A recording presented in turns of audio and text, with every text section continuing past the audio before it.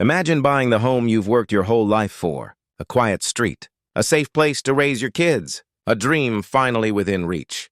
But then, the knock comes. Not a welcome, not a handshake, just rules, warnings, and threats. From the very first week, Daniel Harris knew something was wrong. The president of the neighborhood, HOA, didn't see him as a neighbor. She saw him as a target. What started with petty complaints soon escalated into something darker, a campaign to push him out. But what she didn't realize was that Daniel wasn't the type to back down. Before we dive in, hit that like button and subscribe, so more stories like this reach people who need to hear them. Daniel Harris had spent 2 decades building his career brick by brick. Long nights, long commutes, missed holidays, all for a simple dream, a home where his family could finally breathe. That dream took shape in Crestwood Meadows, a polished suburban neighborhood tucked just outside Atlanta. Wide streets, tall oak trees, neat lawns. On the surface, it looked like perfection. The house itself was everything Daniel had hoped for. A warm, 2-story home with a wraparound porch where his kids could play and a backyard big enough for summer barbecues. Moving day felt like the start of something new, something better. But almost immediately, the welcome he expected never came. Neighbors glanced at him but didn't smile. Walks with his kids ended with silence when others passed. Crestwood Meadows wasn't hostile exactly. It was watchful. The first official introduction came the following morning. A sharp knock echoed through the hallway. On the doorstep stood Margaret Lawson, president of the Crestwood Meadows Homeowners Association. Perfectly dressed, clipboard in hand, every inch of her radiated authority. She smiled, but it was the kind of smile that never touched her eyes. She handed Daniel a packet of HOA guidelines, pointing out lawn care standards, mailbox design approvals, and trash bin rules with the efficiency of someone who had repeated the speech 100 times. At first, Daniel brushed it off. Rules were rules, he thought. Every neighborhood had them. But as Margaret's questions grew sharper, about his moving truck, about his guests, about whether he truly fit in, Daniel felt something tighten in his chest. This wasn't about guidelines. It was about control. And soon, Daniel would learn that Margaret wasn't simply enforcing rules. She was preparing for a battle. At first, Daniel tried to play along. He trimmed his grass twice a week, bought the approved shade of beige for his mailbox, and even repainted the shutters to match the community color palette. But no matter what he did, Margaret always found something wrong. A basketball hoop left in the driveway overnight? $50 fine. His brother's car parked outside for 2 days? Violation notice. Daniel's neighbors watched but said nothing. Some whispered apologies when Margaret wasn't around. Others avoided eye contact altogether. Everyone knew what it meant to cross the HOA president. At first, Daniel thought he was overreacting. But soon the pattern was undeniable. Every minor detail of his life was being scrutinized. He received more notices in his first 3 months than most families had in years. What troubled Daniel most wasn't just the rules, it was the way Margaret enforced them. She didn't just slip letters into his mailbox. She marched to his door, waved the papers in his face, and spoke loudly enough for the entire street to hear. It wasn't enforcement, it was humiliation. One evening, Daniel came home to find a bright orange notice taped across his front door. Non-compliant resident. Daniel's wife suggested they try talking it out. He invited Margaret over, hoping for civility. Instead, she arrived with 2 HOA board members and treated the meeting like a trial. They spoke of community standards, protecting property values, and preserving tradition. But Daniel noticed something else. The rules were never enforced equally. Other families had peeling paint, cracked driveways, and cluttered porches. Yet their mailboxes never filled with fines. It wasn't about the rules. It was about him. The breaking point came one Saturday morning. Daniel hosted a small barbecue for his family and a few friends. Music played softly, kids ran through sprinklers, and laughter finally filled the backyard. For the first time, Crestwood Meadows felt like home, until Margaret appeared. Clipboard in hand, camera phone raised. She marched straight into the yard, snapping photos of the grill, the parked cars, even the folding chairs on the lawn. Unauthorized gathering, she announced, as though she were a police officer shutting down a crime scene.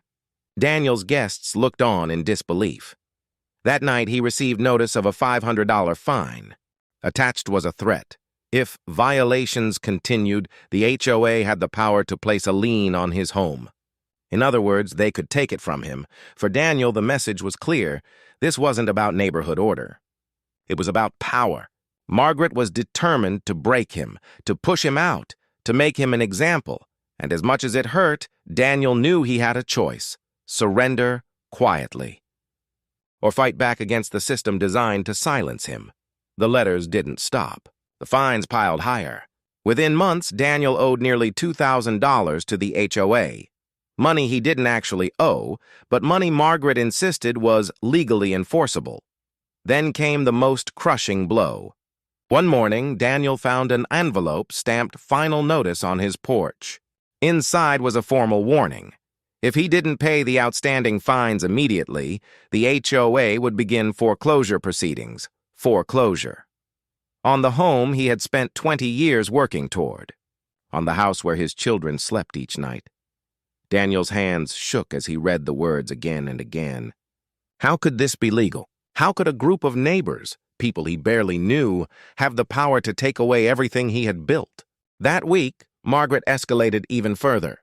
She called for a special meeting of the HOA board, inviting residents to discuss Daniel's pattern of non-compliance. Flyers were taped to mailboxes across the neighborhood, branding him as a problem before he could even defend himself. On the night of the meeting, Daniel walked into the clubhouse and felt the weight of dozens of eyes on him. Margaret sat at the head table, gavel in hand, smiling like a judge preparing to pass sentence.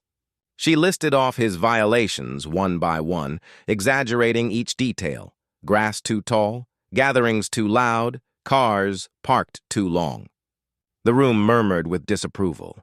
Daniel stood up to speak, his voice steady but burning with frustration. He explained the double standards, the harassment, the humiliation his family endured. He asked why other residents with worse violations were never fined. Silence followed. Nobody dared agree with him aloud. Margaret had built a climate of fear. Finally, Margaret leaned forward, eyes narrowing. "Maybe Crestwood Meadows just isn't the right community for you," she said. The words cut sharper than any fine. It wasn't about rules. It was about exile. About erasing someone who didn't fit her vision of the neighborhood. For Daniel, that was the breaking point. He realized this fight wasn't just about his house anymore. It was about dignity. And he was done being silent.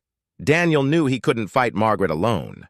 The HOA held the rules, the money, and the power. But he had something she didn't: truth, and the courage to expose it. The next morning, he began documenting everything. Every letter, every photo, every humiliating notice taped to his door. He spoke with neighbors quietly, and slowly a pattern emerged. Margaret had done this before. Anyone who disagreed with her found themselves drowning in fines, shamed in meetings, and sometimes forced to sell their homes. Daniel reached out to a local news station. Within weeks, Crestwood Meadows was no longer a pristine private neighborhood. It was a headline: HOA power abuse in suburban Atlanta. Cameras rolled. Microphones pressed forward. And for the first time, Margaret Lawson wasn't the one holding the clipboard. She was the one answering questions. The exposure worked. The state's attorney general launched an inquiry into HOA practices. Residents, once too scared to speak, began sharing their own stories. Margaret's carefully built kingdom of control started to collapse, but the scars for Daniel's family didn't vanish. His children still remembered the orange notice on their front door. His wife still carried the stress of those sleepless nights. The house, once a dream, would never feel the same. And yet there was pride, too. Daniel had stood up, not just for himself, but for every homeowner bullied by an unchecked system. He had shown that silence only feeds injustice, but truth can starve it. This story isn't just about one man and one HOA president. It's about power and what happens when ordinary people are stripped of dignity in their own homes. Rules meant to protect communities can just as easily be twisted to control them. So the question remains: how many more families are out there, quietly paying fines, quietly suffering, too afraid to speak.